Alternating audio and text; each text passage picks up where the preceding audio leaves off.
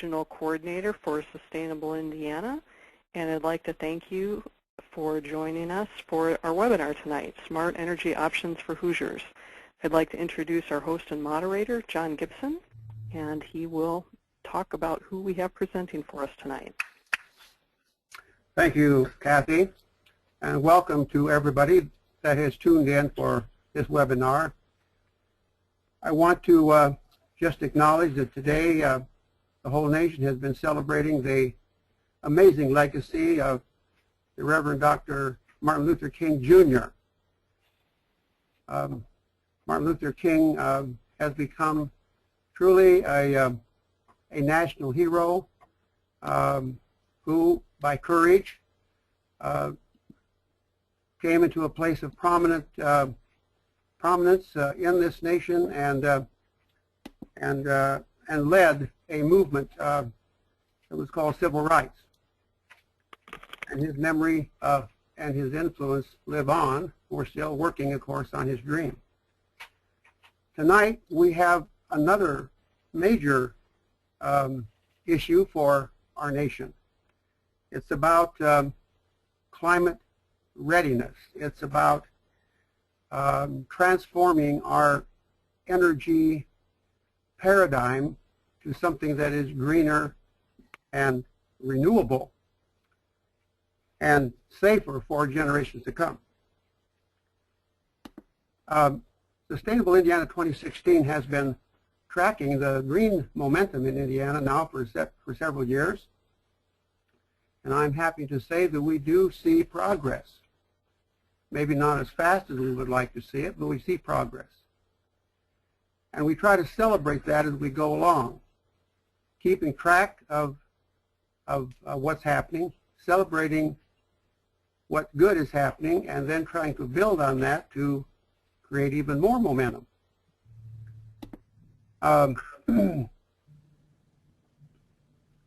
Sometimes that kind of action is called being a catalyst. And so tonight our focus is on green energy. This is, I might say that 2 years ago, in 2012, we focused and tracked the momentum of gardening, local food production, and we found that there was a lot to celebrate. Last year we focused on the trails in Indiana, and we celebrated the growing numbers of people that are walking and hiking. And this year we're focusing on green energy options. And so tonight launches this emphasis on another aspect of what it means to be sustainable going forward. We have some very fine presenters tonight, and we're going to start with Gretchen Hunt. You'll see, if you are in front of your monitor, that Gretchen is the Community Outreach Coordinator for Energizing Indiana. Welcome, Gretchen. Tell us what that's all about, please. Thank you, John, so much, and I am so grateful to be here and happy to be among your community of like-minded people that do have this green conservation and green like-mindedness and being able to support these type of initiatives, and it's so exciting. These programs that Energizing Indiana has and actually are implementing are just really, really exciting. And I would just like to get started here tonight. I have a quick PowerPoint that's just going to give you a visual if you are able to see this in front of your computers. If not, I will talk through the talking points and then be able to just expound on that. Who we are, Energizing Indiana, is a united effort by participating utilities and residents to promote energy efficiency and bring savings to communities across the state. Basically what that means is the utilities that you see listed across the board, they are basically the larger corporate-owned utilities. As IMPA, you'll see that IMPA sign down below, they have actually opted out of the program, as the RMCs and the smaller municipals are actually running their own programs.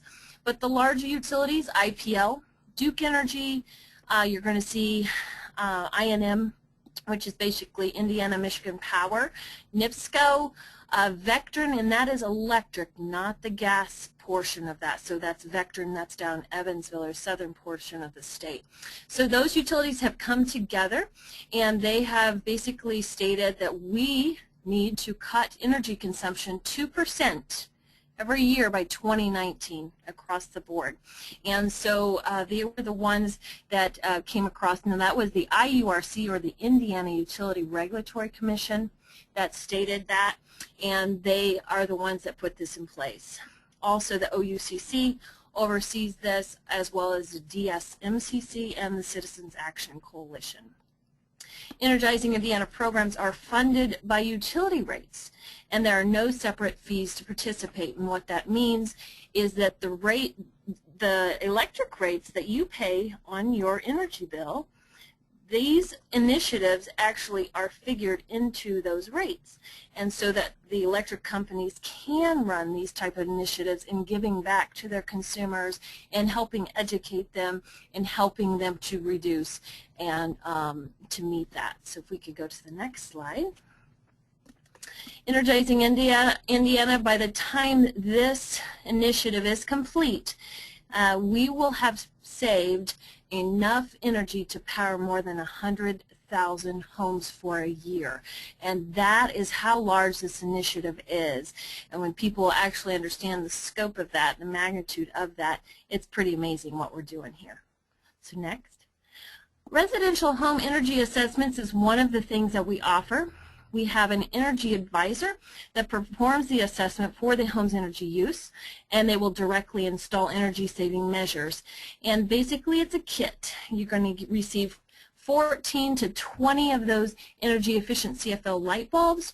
You're going to receive 10 feet of the water heater pipe insulation wrap, and then also you're going to receive 3 of the energy efficient faucet aerators, 1 for your kitchen sink and 2 for the bathrooms, and then 2 of the energy efficient shower heads that we install. A lot of people may say, well, why are you installing these water type fixtures when this is an electric initiative? And we always say that it takes electricity to heat that water, so that's why we have that water conservation in there. Also, homeowners receive a comprehensive report detailing what can be done to start saving more energy and to make the home more comfortable. So there's a 12-page report showing them where their electricity is going, what they can do. Also, an income qualified weatherization. It's a lot of the same assessment, only they do go over and above. They also conduct the blower door test, as you can see in the picture there.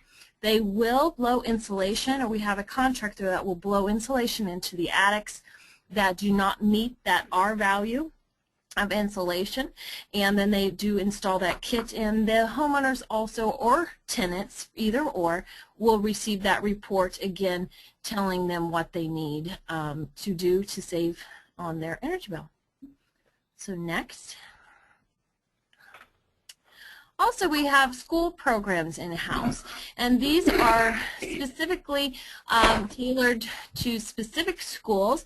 We have 5th graders and 6th graders that are actually participating in a classroom curriculum education that's really a hands-on learning, teaching them how to conserve, and it's so great to see these kids get so excited. They have these bags that they get to fill up, and they time it, and then they install the new aerator, and then they get to time it, and they actually get to see the savings.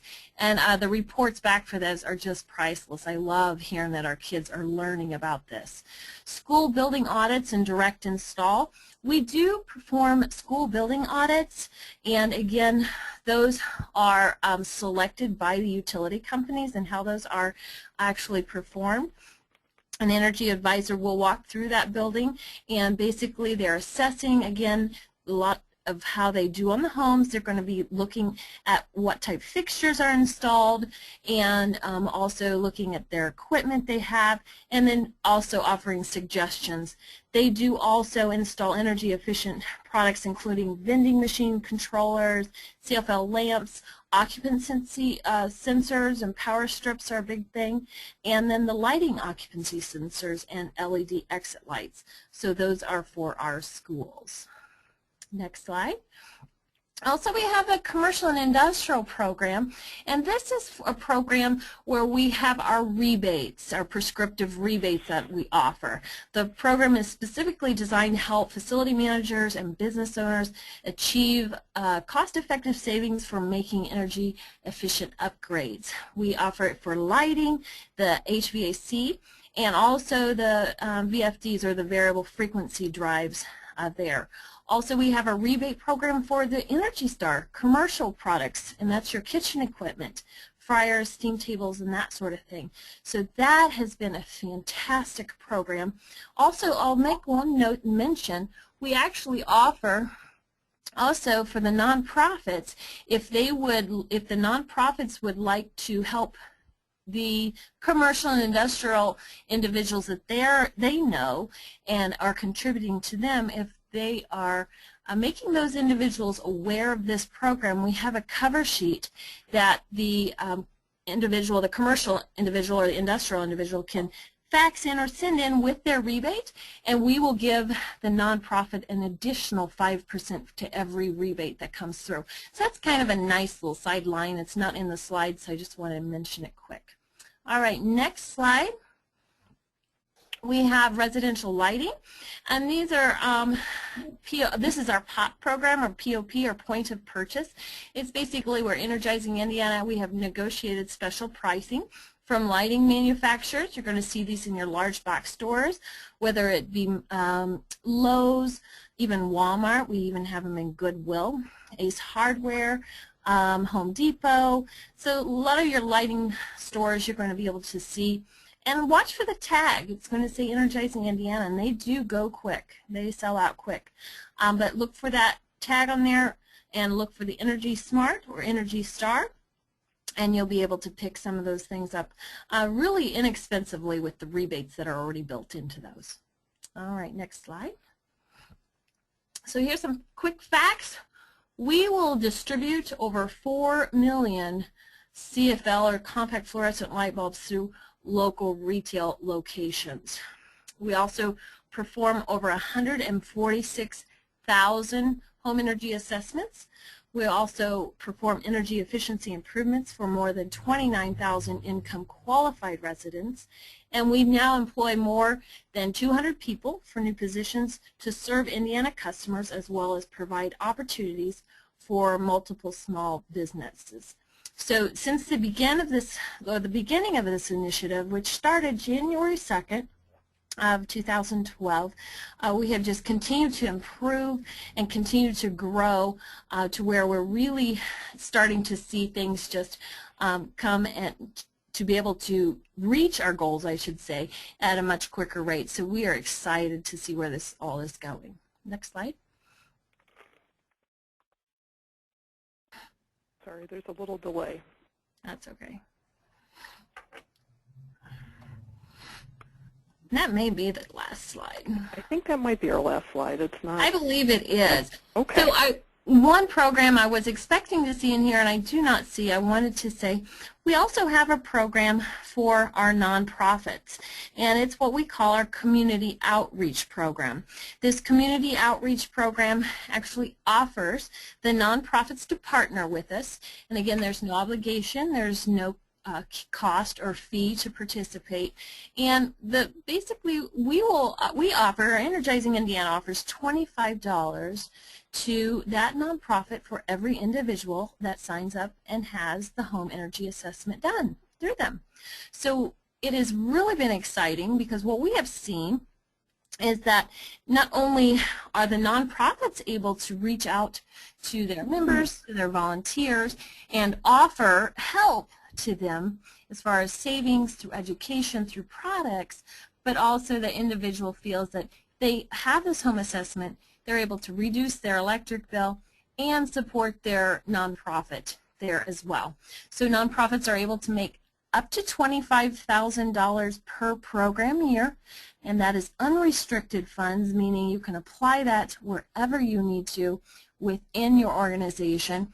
And we have now over 3,000 nonprofit organizations here in the state of Indiana that we are working with, and it's been so exciting. And I tell you what, I say I have one of the greatest jobs here because they actually pay me to go give away checks, and that is what I love. I just think that is wonderful. It's about helping our communities. It's about helping people to reduce and save by education and by giving them the products needed to do that, and it has been just exciting to actually do this and complete this. Now, as you'll see here in front of you, we have our Earth Charter Indiana is one of our nonprofits that are actually participating in our program and doing this. And when an organization signs up, we will actually offer them this page here to place, whether through email or on their web page. But this is the way that you would enroll through the organization, so they will receive that $25 once you have that home energy assessment completed. Now, when you enroll online, the system will tell you if you qualify for the home assessment or if you qualify for the income qualified home assessment. So you don't need to worry, well, I don't know, and it's not based upon, it's not as far as the qualifications, the utility actually qualifies that. It's not through Energizing Indiana by any means, it's through that utility company. So you hit that enroll button, it will actually take you through a series of questions. You have a calendar that pops up. You can pick the date that you would like the home advisor to come out and perform your assessment, and from there you just have the assessment completed. And that's all that's required. You won't receive any sales calls. There won't be anything else that is required of you once the assessment is completed. So that is really, in a nutshell, Energizing Indiana. Thank you very much, Gretchen. I'd like to start off by asking a question myself, and maybe that others who are listening in would like to type a question in the chat box on the right-hand side of the screen. But I'd like to ask you, Gretchen, if a community partner like Earth Charter Indiana has already been identified as a community partner, are they also qualified to receive the 5% rebate from commercial institutions if they are instrumental in bringing them to the program? Absolutely, and that is a separate form to enroll in the commercial industrial program, and it's a quick and easy process, just very similar to enrolling in our community outreach program.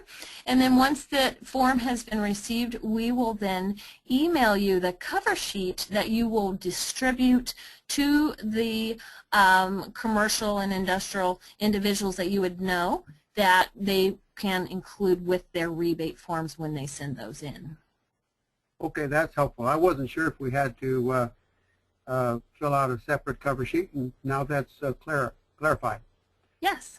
So if anybody who's listening in wants to do this program and they use a cover sheet from Earth Charter Indiana for a home assessment, since Earth Charter Indiana is already registered, I think that they can indicate that, or do they need to have a cover sheet in hand when they register? Now, the cover sheet is only for the commercial rebate side. Is for them to require a home energy assessment. They can either, I'm not sure if Earth Charter has that link on their website or not. We can check and make sure. That is where they would go to actually enroll for the home energy assessment. Now, with that being said, there is a possibility for you to go directly to Energizing Indiana's website to enroll. However, please let me discourage you from doing that.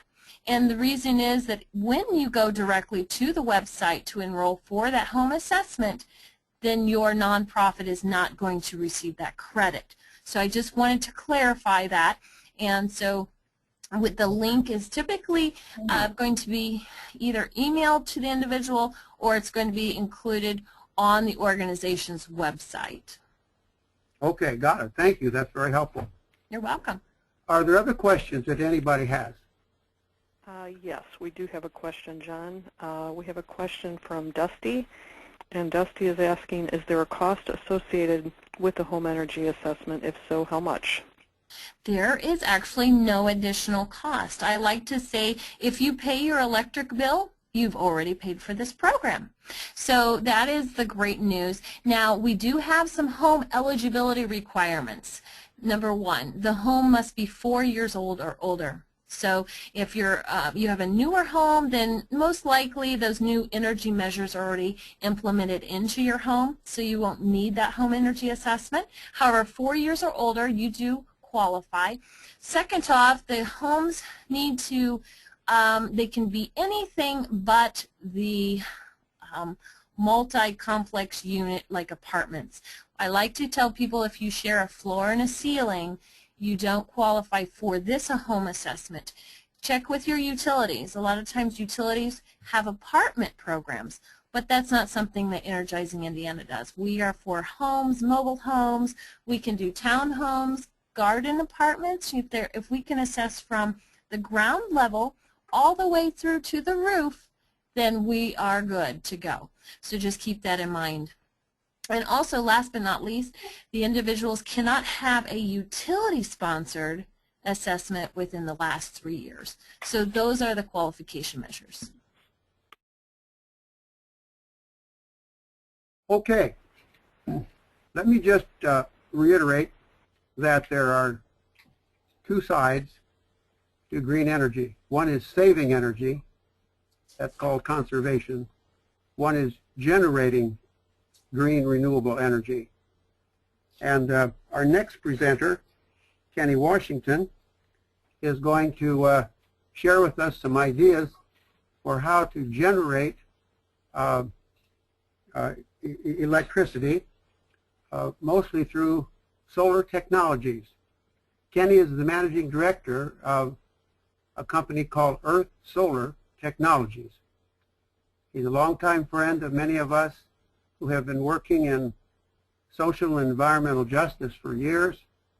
Keni, we're glad to have you on the show tonight, and please proceed to give us some insights about how we can proceed to access and promote more solar.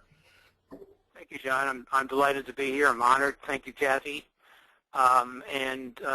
Gretchen, it was nice hearing your presentation as well. I'm going to have to just demur a little bit because I really respected your obvious enthusiasm and integrity by which you seem to operate, and that really comes through. But frankly, we started Earth Solar on the observation that the companies, any coal-burning companies, any gas-burning companies that are putting out greenhouse gases in the 21st century are in a conflict of interest with humanity, and they're the source of climate change. That's just plain and simple, and that's our position. And energy savings is important, of course, but the most direct avenue to energy efficiency and to mitigation of greenhouse gases. By the way, the only reason to achieve savings and energy efficiency is to mitigate emissions, and that's what all of us want to achieve. And the most direct avenue to that is solar energy and renewable energy as your source.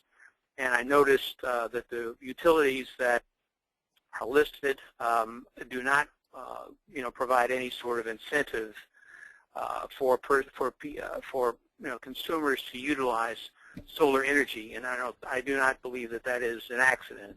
But our position is that solar it should be available to all Indiana residents. There should be the same incentives in place for residents and for businesses in Indiana to utilize solar as to utilize any other energy source. We started solar. Next, please, Kathy. We started East Coast Solar in with the idea of being a force for good in the energy market. And so far, most of our clients are in Africa and in South America. We work with nonprofits there as well. We're ready to work with nonprofits in Indiana. We're going to be introducing a program here as well, a rebate program within the next 2 months through nonprofits. All of our business is at this point through profit-making companies. Next slide, please. If you can get it going. It should be there.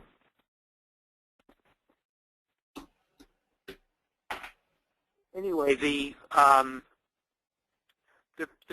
number one issue of our time is climate change, and if there are any questions about it, the European Science. Well, I've got some slides that show the connection to the European Science Foundation.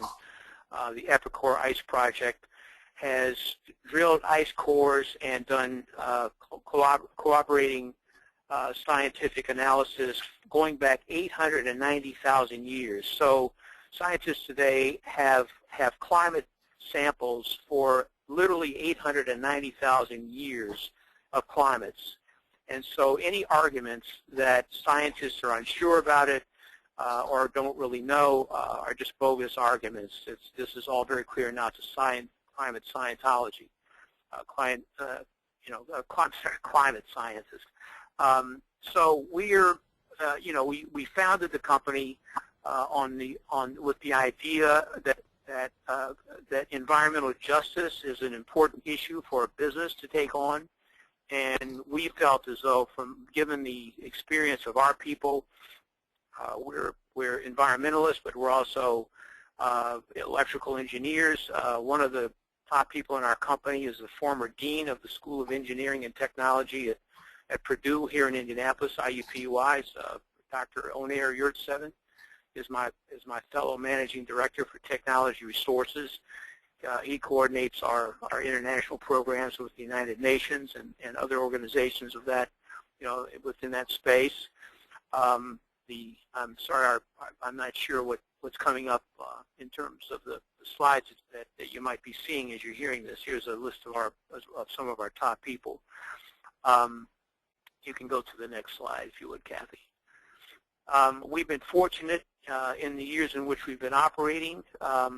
And a few years ago, we provided all of the equipment for the Hennepin County Governmental Center in Minnesota, and at the time it was installed. It was the largest solar array in the Midwest. It's not no longer, but it's still one of the largest. Next slide, please.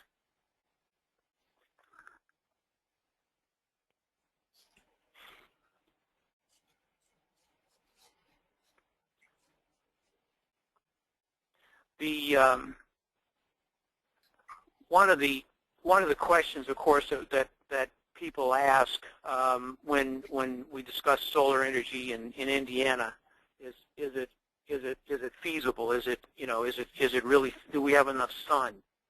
And the answer to that is absolutely. The number one nation in the world today for solar energy is Germany, and Germany's sun value and the sun value in Indiana are exactly the same.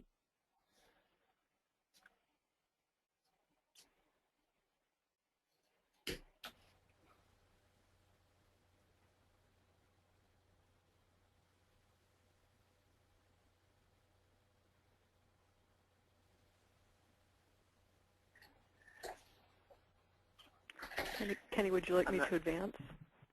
Yes, please, Matt. Please go ahead and advance. I lost my connection on the screen for a second. So we think that humanity is in the most critical hour of the history in the history of our species. We think that there's no time to waste for us to begin using the cleanest and most efficient and least dangerous form of energy possible.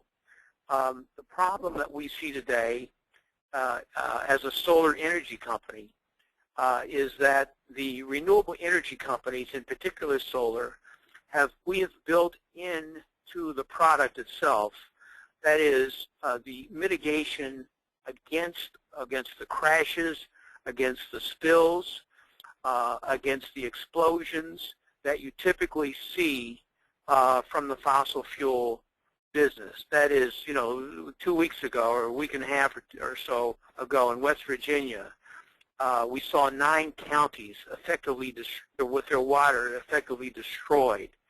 That was not a chemical spill. That was an ancillary of the coal industry spill, is what that was. That chemical is strictly used for washing coal. Now, if the company that did that spill was required to pay for it, there would be a level playing field. If BP was required to pay for destroying the Gulf of Mexico, which they've been trying to get out of, if ExxonMobil was required to completely pay for the Arkansas community that they effectively despoiled last year, if these companies were required to pay for what they have called in the past externalities, then there would be a level playing field. Solar energy and renewable energies would be able to effectively compete. We've already built into our product the cost of avoiding these kinds of catastrophes. That's built into the product. You're not going to see a solar spill. You're not going to see a solar explosion. You're not going to see a solar crash that takes out a community. That's just not going to happen. I'm not saying solar is perfect. It's not. There will be certainly some accidents. There will be some fires from time to time. That is the nature of electricity in that sense. However, we have built into the product is guaranteed for 25 years, and so over that 25-year period is built in a fail-safe against the kind of typical hazards and crashes and spills and so-called accidents that you see that are part of the fossil fuel regime, the fossil fuel operation. And so if we get the fossil fuel business to pay for its own emissions, we know where we know what we used to call pollution is now called emissions, but we can now track that. Science is caught up with the fossil fuel business.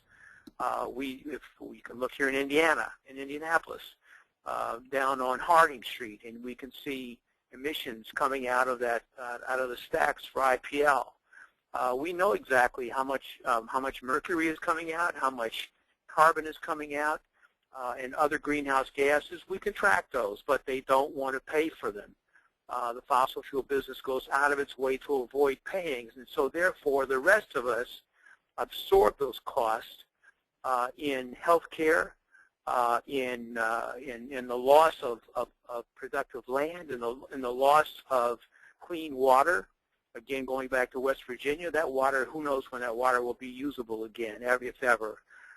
In the loss of agricultural land, the destruction is unfathomable. And so we have an answer to that today. It's not as though we don't have to throw our hands up and say, oh my goodness, what can we do about it? We have an answer today. And I'm sorry to be talking in such strident terms, but it is a strident issue. I'm a father. I'm a grandfather, as many of you who are listening to this webcast are. My grandkids, 22 down to the age of 6. I owe them this kind of urgency and this kind of stridency.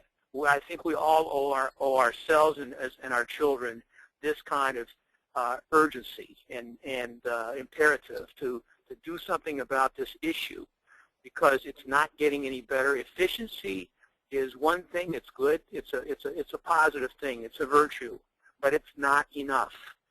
And so we started this company. Please put Kathy in slide. You'll go to another couple of slides, if you would, please. On this sense of urgency, and we're well equipped to deal with it, and that is our position. We make no apologies for it. If you go to the slide where we talk about the cost, if you would, and so we can show that in Indiana we're comparable with any utility cost. Just so you know, whether you listen to whether you can see the slide or not. Here's the way to think about the cost of energy, if you would. You think about a 100-watt light bulb, okay? If you use that light bulb 10 hours a day, well, that's 1,000 watts. That's 1,000 watt-hours, if you will, or 1 kilowatt-hour. That's how you think about the cost of energy. And if you pay your utility anywhere, in Indiana, you're going to pay anywhere from 8 cents to 14 cents, maybe 24 cents in some cases, a kilowatt-hour for the use of that electricity over that period of time. And so that's going to be your general range of cost. That 100 watt light bulb, you might in your own home, you might be using 8 kilowatt hours, 8,000 kilowatt hours a month, or you might, I don't know what your usage is going to be, but it's easy for us to make an assessment and compare the cost of solar to that of your fossil fuel provider, and we now today can beat that cost. We spread that cost over 25 years. Solar is guaranteed for 25 years, and we compare that to the cost of fossil fuel over that same period of time, and in almost every instance now we're cheaper, and that's the advantage. That's the advance that we have made within the last 10 years in solar. So that's what it comes down to, is the environmental urgency, the environmental justice for those of us who are living today, and our children who come after us, our grandchildren, their grandchildren coming after them. We owe it to them, and it's not as though we can't do something about it today. We have the technology, we have the knowledge, we have the science, and we have the skills. Now what is missing is the political will. In Indiana, a few years ago, there were incentives for solar. They were modest, but nevertheless, they were there. Today, there are fewer incentives for solar in Indiana, more incentives to continue with coal, and again, the companies that were listed earlier in the presentation. I do respect greatly the idea of efficiency, and again, the idea of what Energize Indiana is doing is perfectly honest and perfectly, you can hear that the representative's enthusiasm and integrity comes through 100%. I don't mean to be personal about it, but the fact is that Indiana has 9 counties in this state with worse air quality than Los Angeles, and so and we're 49th, by the way, in air quality and in environmental consciousness, in policies. We're right just above West Virginia. And so if you can imagine what happened in West Virginia last week. You know about what happened there last week. That's a symptom. That's not the cause. That's a symptom of lax policies, policies that are careless, policies that do not take into account the well-being and the health of the people who live there. And if we have 9 counties with worse air quality, we're 49, just above West Virginia, that means that we have some things that are going on here that we might not even know about. They might not be on the same magnitude of what happened in West Virginia, but it means that we have in place the substructure for those kinds of crashes and explosions and health detriments that we saw in West Virginia, and we see 1,000 other places around the world every day, from burning coal, from burning gas, from fracking, and from all of these methodologies which are obsolete, became obsolete within the 21st century. We have the 21st century technology to do better. And that's basically what I wanted to convey. Thank you so much. Yeah, thank you, Kenny. Just as you complimented Gretchen for the sincerity of her remarks, I think we can all feel the urgency in your voice, and I think that is shared quite widely, probably with most of the people on this call, and certainly with Sustainable Indiana 2016. You did mention the utility companies in Indiana, and while it is true that they depend largely on the coal-fired power plants to generate the electricity that they distribute to all of us around the state, I think that we're beginning to see some recognition on their part that renewables are emerging and are going to be the energy source of the future. They are reluctant to make the change as fast as some of us would like, but Carissa Olson has done some research just recently. She is a senior at Butler University. She's an intern with our organization now. And you look up on the screen and you will see some of the green power options that the utility companies in Indiana are offering. For example, the Indianapolis Power and Light Company, they offer an option that I have personally accessed for a number of years and costs very little extra, and that is that you can sign up to have a certain amount of energy purchased by IPL and fed into the grid, and thereby replacing some of the coal-fired energy that you may not want to depend so much on. Several other companies around the utilities around the state are following that example. You'll notice Duke Energy there, I think, has that option. If you are listening in and you happen to be in a part of the state where Duke provides power, you can contact them and find out what it would take to sign up for energy. Vectren, as far as I can see from this, does not offer that option, but they are investing in wind farms. They have two contracts apparently with the Benton County wind farm, and when you drive on Highway 65 from Lafayette up to Chicago, you'll see that massive wind farm there. Indiana Michigan Power, I believe, is also buying some of their energy from the Benton County wind farm, although I don't think, according to this research, that they have that option for individual users to sign up. Now, NIPSCO, that's the Northern Indiana Public Service Company, does have an option, 100%, 50, or 25, and you will see on the screen there that they cost a little bit more on your electric bill each month. But for those of you who have that sense of urgency that Kenny's talking about, you may well consider that to be a good investment.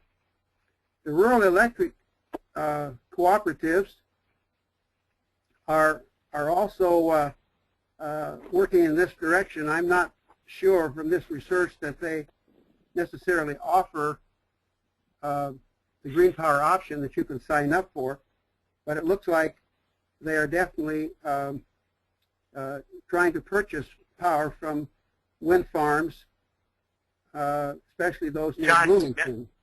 John, may I interject a thought here, please?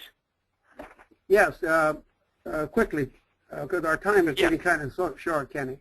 So okay, yeah. It's been my experience. We just received an order for a solar power from a resident in Greencastle, and the utility there, which was one of these cooperative utilities, has tacked on an extra fee for the resident to have solar. Now, the fact is, it's costing them less, and it should cost everybody less to use green power, to use solar, to utilize solar, for them to pick up power from these wind farms. If that's what if the utilities want to do that, it should cost us less, not more. But they're charging more for it, and the fee that they've tacked on to this customer that we've got it basically wipes out the savings that he will have from using solar, and he's going to be putting clean energy back into that network, into that utility grid where he lives, and it's going to cost his utility less for him to be a customer, but they're still tacking on an extra fee. Now, that's been the response that we're seeing. Now, NIPSCO has tacked on a very small fee. We've got a couple customers up in the NIPSCO area. At least the fee that they put on is not onerous, but in this rural electric area, I'm talking about, the fee is onerous. It's to discourage the use of of solar and anything that of that nature. This is our challenge, isn't it? We live in a state that has long been dependent upon fossil fuel energy, and I think it's difficult for anybody to make a change in your personal life or whatever. I'm not defending these companies, because I do believe they know what's going on. They know the score, or they know the danger of fossil fuels to our health and to our planet's future. And I find it difficult to believe that they aren't more interested in making the conversion to renewable and clean fuels. But that's our challenge in Indiana, and part of what we hope to achieve by tracking this green option momentum is making people aware of how they can, first of all, conserve and use less energy, and then send a message to our utility companies and to the Indiana Regulatory Commission that we want green power in this state, and we want to phase out as quickly as possible these fossil fuel companies. So, well, make the market fair, so that stop putting up barriers, and we can compete on solar can compete on its own. We don't need any special help. We're fine, but stop putting barriers up. At this point, they own the market, and so they're doing everything that they can to undermine the customer's ability to have choice. That's the issue. Okay, let's see if there are any questions from our audience for either Gretchen or Keni at this point, or for Chris Olson, who did the research and she is on the line as well. So we're opening up now for your questions. Chat them in the chat box. Kathy, has any questions come in just recently? Okay, one question about the utility companies that offer green power options. It's the understanding that they're done through renewable energy credits. How do those work, and how do those benefit the environment? Is there anybody that could tackle that one? Well, Gretchen, that would be your area. You know, actually, as far as the utilities company and what they offer in the green power options, I'm not privy to that information to know. I would be interested in learning more about that as far as how it works. Carissa, do you know if, you know, in your research, if you came across anything like that? I think what they mean by credits is according to how much percentage, instead of using the gauge of 100%, 50%, or 25% of your power coming from a green source, credits is just a different way of measurement depending on the utility company. And in my research, I tried to pinpoint exactly where their green energy is coming from, or green power is coming from. So I think credit is just another term relating to, you know, the percentage or how much of your power is coming from a green source, if that makes sense. But yeah, those are not available usually to residents. They're usually available to large users. Renewable energy credits are called RECs. And they're typically not available to small users, but only to to large users, and they're only worth anything when if there is a if there's a credit, if there's a carbon market effectively, and there's no carbon market that we recognize in this state. So I'm not sure what if I can say something, I know I have chosen that option with my utility company. I'm in Northwest Indiana, so I have NIPSCO, and you know, I asked the utility company, I said, why would you offer that if you're not making money on it? Because they said that they weren't actually making money on offering those renewable energy credits. And right. The reason was that they would incur so much cost with additional infrastructure to build a whole new plant. And they just said there was excess demand because, you know, utility clients are increasing their demand with so many laptops, cell phones. Everybody's got more electronic devices now, so the push is on them to supply more electric, and it's actually cheaper for them. So it's cheaper for them to give up some of the business instead of having to go out and build a whole new plant. So, you know, might be maybe not the best and most green option ever, but to me it is better, and it's a good way that people can take baby steps towards, you know, renewable energy. I'd love to be off the grid personally. Mm-hmm. I'm in a rental home, so that's not, you know, that's not really an option for me at this point, I don't think. But this, you know, it was an 800 number I could call and get, you know, 100% of my energy coming from renewable. So to me, it's like a step in the right direction at least. I think that's a good note for us to wrap up on. Our time is nearly up. And I guess the challenge that we have is to take advantage of the options that are now before us. And those options are getting better. As Keni said, the price of solar is coming down, is very competitive now. There are movements across the country to enhance our access to wind and solar and hydroelectric, as well as geothermal. There are some big examples in Indiana, such as the solar array at the airport in Indianapolis. I think there's something like 140,000 solar panels there. It's impressive and dramatic, but personally I would rather see solar panels on houses all around, because I think that that direct connection and delivery from the roof to the light bulb is the most efficient that we can come up with. But I want to thank Gretchen and Keni tonight for sharing their passion, for sharing the options that they know about.